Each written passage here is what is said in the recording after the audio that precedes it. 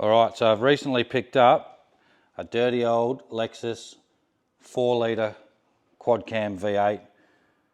Not in the best condition, it's pretty rough. It had been partly disassembled and then looks like it's been left out in the weather. We've got cobwebs. The starter motor looks like it was exposed and is rusty, which is unfortunate. Those two sensors in the valley there look rusty. And there is, because these covers weren't on, so I've got one sleeve for where the spark plugs go that is quite rusty as well, so hopefully I can get replacements for those. But the plan is to tear this down and rebuild it, and in the process learn as much as I can. I've never worked on one of these. I've only ever torn down one engine and rebuilt one engine in my life, and it was an old Holden 4.2 litre V8, a 253. So that was a long, long time ago. This one, I have no idea what I'm doing. I'm going to learn as I go. I do have some good reference manuals though. I spent a lot of money acquiring proper Lexus workshop repair manuals, and I've got volume 1, 2 and 3, which I'll show you in a sec. But yeah, looking forward to tearing this down, rebuilding it. I'm going to do this one properly. I'm going to strip it down, send the block off to get chemically cleaned and crack tested, and as long as the block comes back good, we will kick off the build process. So first job for today, get the torque converter off so I can mount this to the engine stand. I have picked up some proper bolts for the engine stand. I measured the depth of the holes on the back of the engine here, and then I measured the spaces on my engine stand here, and from that worked out exactly the correct length bolts I needed to mount this to the engine stand. So that's ready to go. I'll hoist it up in a sec, get that torque converter off, get it mounted on the engine stand, and then we can start stripping it down. I'm probably going to do a lot of this in time lapse, just because this particular project I want to enjoy it basically. So instead of worrying about filming so much and editing so much, this one I just want to be able to crank up the stereo in my shed, not have to worry about copyright, have a beer or a Jack's while I'm doing it, and just yeah, have fun taking this thing apart. I will video it though, and if I come across anything important or anything I think I want to document, I'll stop the time lapse and I'll jump on camera and have a chat to you. But yeah, really looking forward to this. Not sure if this is going to go in the 4runner or not. I do have plans later on down the track to build my dream car, which is a 84 to 88 extra cab Hilux. So once I get my hands on one of those, one of these quad cam V8s will be going in that, and it will be getting supercharged. So I'll be going all out with that car. So anyway, this is it. I may also be picking up a second engine, because there's another one for sale that looks like it's in better condition than this. And this one came with the Lexus intake manifold. The photo had a Toyota one on it, and then when I got there, it was the Lexus. And when I questioned him, he said, "Oh, I took the Toyota one for my car." I was like, well, this is not what was pictured, not what I agreed to buy. But anyway, talked the price down a little bit and picked it up anyway. Those intake manifolds can be changed out. And honestly, this is just a badge. I mean, that can be ripped off and a Toyota one put on, but it's not really the point, is it? It's the principle of the matter. It's, you know, you take a photo of something and sell it, and then when the buyer gets there, it's different from what's pictured. That's basically fraud. So anyway, like I said, got the price down, picked it up anyway, and I'll pick up another one that is Toyota.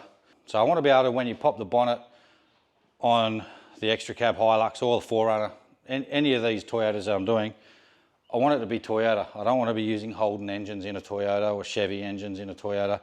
I want to keep it all Toyota. So the goal is the extra cab will be getting a supercharged 1UZ FE, or if I can get my hands on one, because they're pricey here in Australia for some reason, a 2UZ FE and an auto would be ideal, only because the 2UZ is considerably heavier, being a cast iron block, and the extra cab Hilux is going to be leaf sprung up front. So the 4runner is IFS, so this all alloy 1UZ would better suit that. But I'm also contemplating a 5VZ supercharged for the 4runner, so a 3.4 litre Toyota V6. Again, we'll see what happens. So anyway, I'll get this torque converter off and we'll get it on the engine stand and go from there.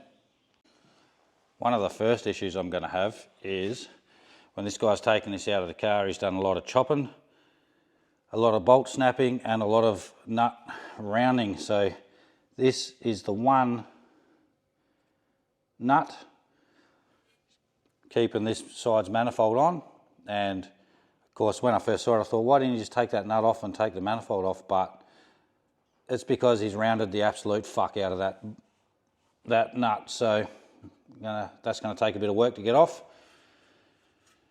And where was it? I'll just take these plastic covers off.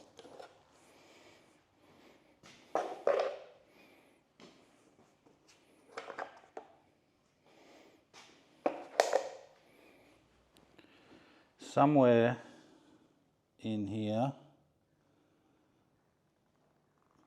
is a snapped bolt. I can't remember where it was. Might be right there.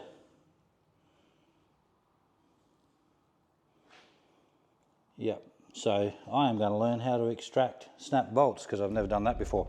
But anyway, let's get to work on this rounded nut, see if we can get that exhaust manifold off.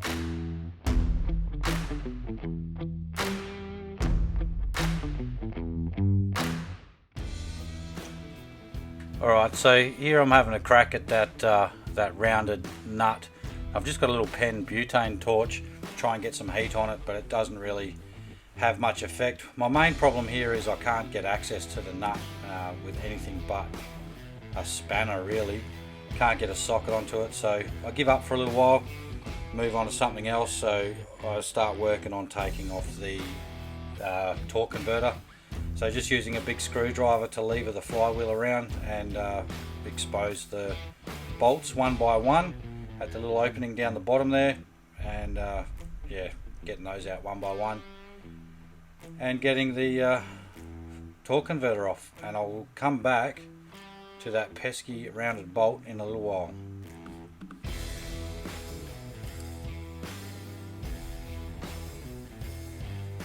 Alright, so just taking off the flywheel bolts now and making sure to bag and tag everything so I know where it is later. Having a real hack at this exhaust manifold now. I wanted to keep it intact, but I'm never going to use it. So decided to just start cutting into it to give myself more access to that nut to be able to get a socket onto it. And once I had access to it, I could use an Irwin rounded nut extractor on the end of a socket and get that on there. Just there you saw me zip tying the plates to the flywheel just so I don't lose them and I know where they go. And now it's ready to be put onto the engine stand, so just bolting the engine stand head, I suppose you'd call it, onto the back of the engine. I actually have a couple of cracks at this because I didn't like the first positioning of the bolts, but second time around much better.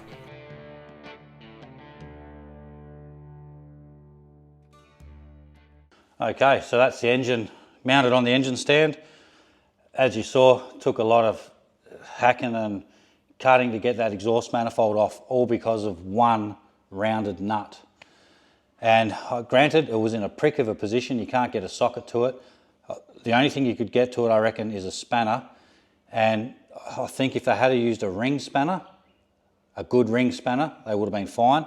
But I reckon they've used an open-ended spanner, and that's why it's rounded. So use the proper tool for the job and you'll avoid things like that. The snap bolt, there's at least one snapped bolt in here somewhere.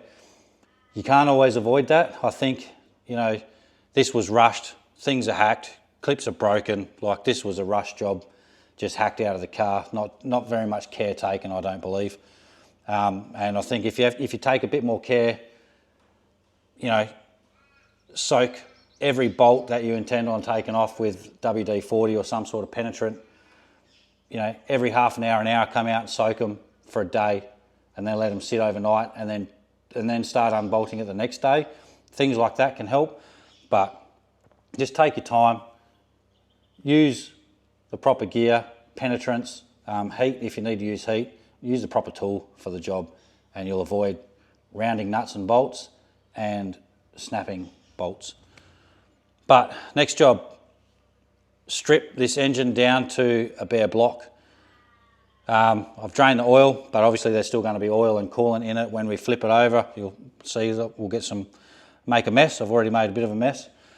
But I'm going to strip all these pulleys, strip everything off, every bracket, every nut, bolt, hose, and just bag and tag everything as I go.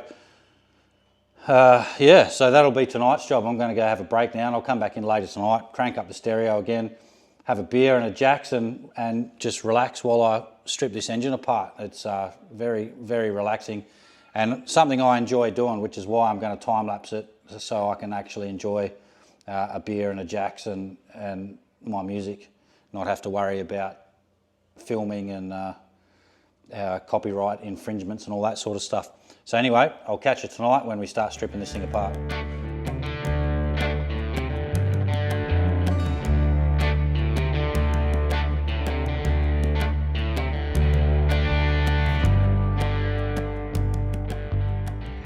Pretty happy with that. The inside of the valve cover was pretty nice, and you can still see the writing on the cams, you can still see the writing on the inside of the valve cover. Scissor gears look good. Yeah, I'm not an engine builder, but to me that looks good and it looks nice and clean. So pretty happy with that. Keep tearing it down.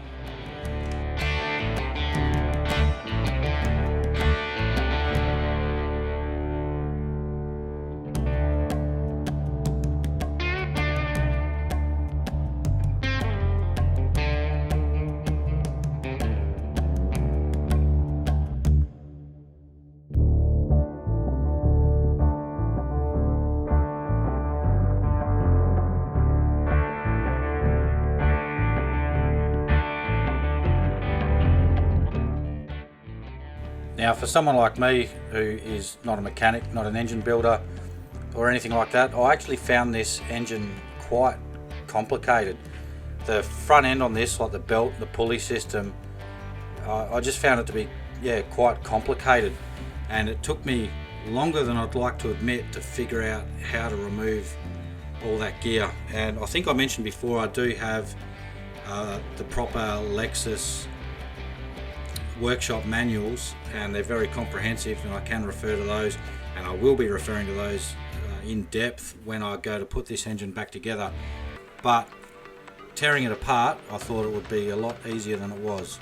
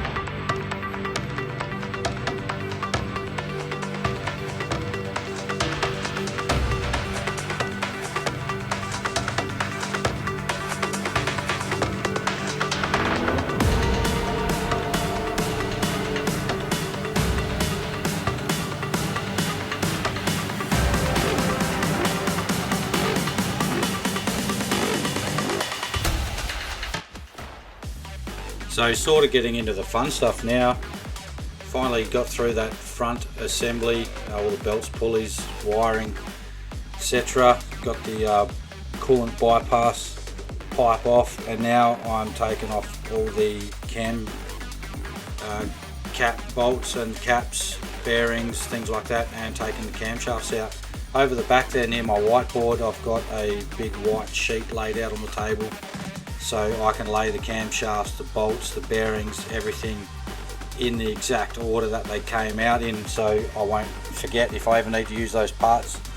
Most parts are going to be getting replaced. I'm getting all new ARP bolts, studs, things like that.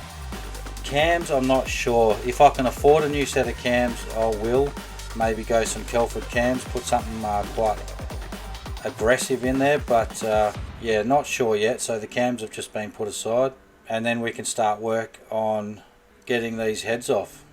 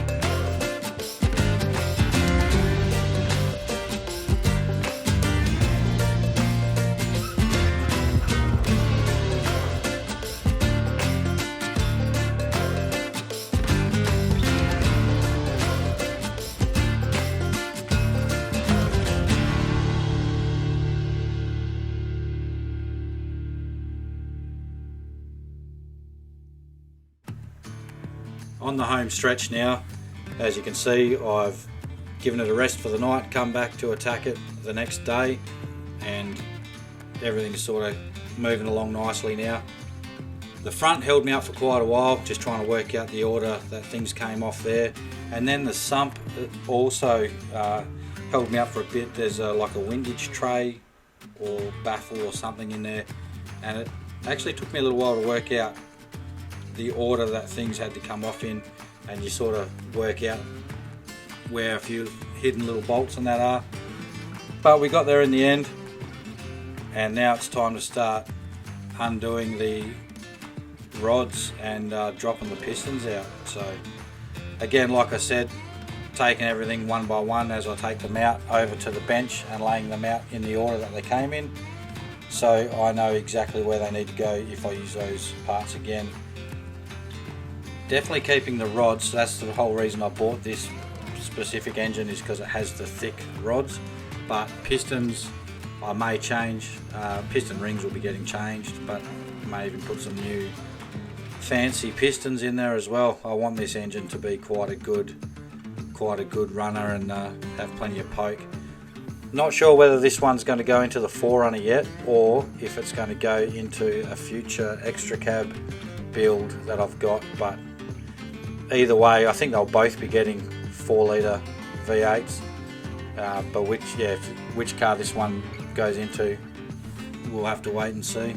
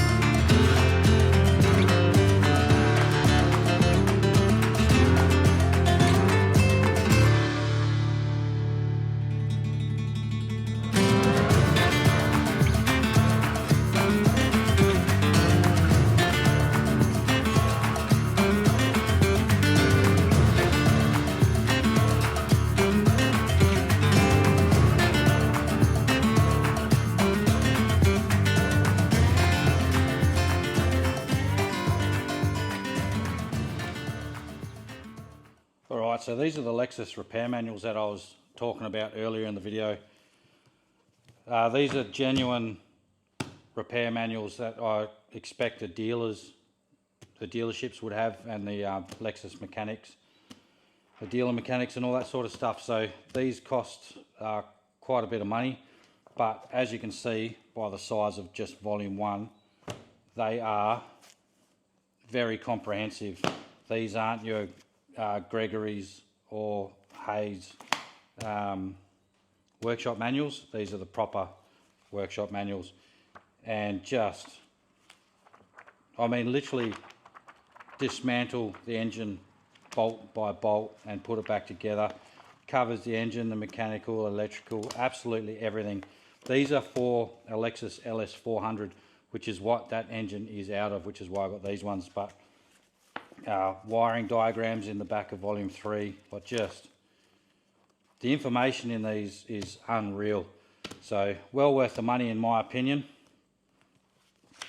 Just for volume 1, I think volume 1 has engine, mechanical, exhaust, emissions. I mean, a lot of this stuff I'm not going to need because I don't have the car, I'm just using the engine. But just for the engine side of it alone, goes into far more detail than your typical workshop manual that you'd buy from like a Repco or a Supercheap or something like that. So very happy I bought those. They're going to come in very handy when it comes time to put this engine back together, because I have no idea what I'm doing. One other thing I wanted to talk to you about, I've got a couple of parts here. Alright, so this is the first one. This is the hydraulic, I think they call this a hydraulic vane pump. And obviously driven by the belt, the engine belt, or the drive belt. Turns a hydraulic pump, which pumps hydraulic fluid from a reservoir that in these cars is normally mounted next to the radiator, and it drives the engine fan, the cooling fan. It's a hydraulic or hydraulically driven fan, and this is the pump for it, which bolts onto the front of the engine. And a lot of people, myself included, that are new to these engines mistake them for the water pump. It is not the water pump. Toyota calls it just a pump assembly oil. But anyway, I'm not running a hydraulically driven fan, I'm going to be running thermo fans. So this part is not needed. I don't need this hydraulic pump, but I do need the pulley in place of this one, or in where this one sits, so that the drive belt still has its correct path and tension and all that sort of stuff. So I believe, I'm not 100% on it yet, but I believe after the research I've done that a 2UZ, one of these, bolts straight up to the 1UZ. But on a 2UZ, they went to thermo fans, like for the 100 series Land Cruisers and things like that. So on a 2UZ, they still have this bracket, they still have this pulley, but it's literally just an idler pulley, which is what I need. So I'm going to order a 2UZ idler pulley in place of this bracket, and that can go in the bin. I'm not going to throw it in the bin, I'm going to keep it for now. But that just eliminates the need for this hydraulic pump. The other way you can get around that, which I've seen on Calvin's videos from the Cartoon Company New Zealand, is they just basically gut the pump, take all the inner workings out of the pump and just run it as an idler pulley. It's one way to do it. I'd rather just buy a brand new idler pulley from a 2UZ if it's going to bolt straight up, which I believe it does. I need to do a bit more research on it. But yes, that's the plan anyway for that part.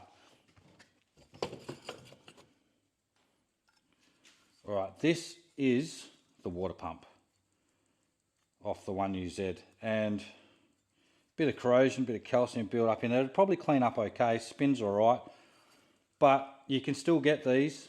And I believe, again, not a full bottle on it, I have to do more research, but I believe that possibly even a 3UZ water pump is interchangeable with the 1UZ, and they have a better design. I may be wrong, because I also think that the 3UZ or the 2UZ oil pump can be used in replace of the 1UZ. So it might be the oil pump I'm thinking of, not the water pump. But either way, I'm either going to get a brand new 1UZ water pump. If a 2UZ fits, I'll use the 2UZ. If a 3UZ fits, I'll use the 3UZ. Because obviously as they went along in engines, they got better in design. So I'll use the latest model water pump that will fit that engine. And same for the oil pump. I'll use the latest model oil pump. I believe a 3UZ oil pump does bolt straight on, and the gears, like the pump mechanism itself, is slightly different, and it pumps a lot more oil, moves a lot more oil. So I'll definitely use that. And I will be running a remote filter setup with AN fittings, AN lines when I do the conversion. So yeah, it's just something to keep in mind going forward with this conversion, that there are other parts of later model engines that will bolt up apparently. So all right guys, so that's about as far as I'm going to get with the 1UZ FE V8 for now. I've stripped it down to essentially a bare block. I'll turn you around in a second, I'll show you where we're at. Still got a few more things to unbolt, just a few studs and that I want to remove from the block so it's completely clean when I send it off, which that'll be the next thing we do. I'll send this block off, get it chemically cleaned, crack tested, make sure it's a good block to start with. As long as I get the all clear back that it is going to be a good block and we can start the build, we'll get stuck straight into it, and this will become a build series and hopefully end up in the 4runner. That's the plan anyway. So I'll spin you around and I'll take a look at what we got. All right, so here's the block. Like I said, there's a few studs that could probably still come out, and I will take them out. I've still got the main studs, or some of the main studs, in here. Basically just the ones that I could remove by hand I've taken out. These ones I'll have to get a spanner on and remove. These two studs here, I'm thinking I'll remove those as well if I can. I don't want to do any damage, but I'll get rid of those as well. I may even, there's another couple there, one there, one there. The dowels, I'm not sure. I might talk to the engine machinist and just see what he says. If he says, yep, get everything out, I'll do that. So we've got a blanking plate here. We've got a few other little bits and pieces, brackets and whatnot, that could still come off. Another one on this side. So yeah, still a couple bits to remove, just to clean the block up before I send it off, but that's pretty much it, done. All the other components are laid out on this bench. So we've got the heads, they've still got the valves and valve springs in them. I haven't taken them out yet. But we got the bolts, the camshafts, yeah, all laid out in order. So if I do use any of this stuff again, I know where it came from and what order it has to go back in. Everything looks reasonably clean. There's the pistons and rods and the big 6-bolt main caps. This is an early Lexus engine, I believe a 91 or thereabouts, so it's got the thick rods in it, which is what I wanted. Bearings, studs, and the crankshaft. Probably end up using new cams. Probably go new cams, and I don't know about valves, valve springs and all that sort of stuff. I'll talk to an engine builder when it comes time to do the heads, if this block comes back good.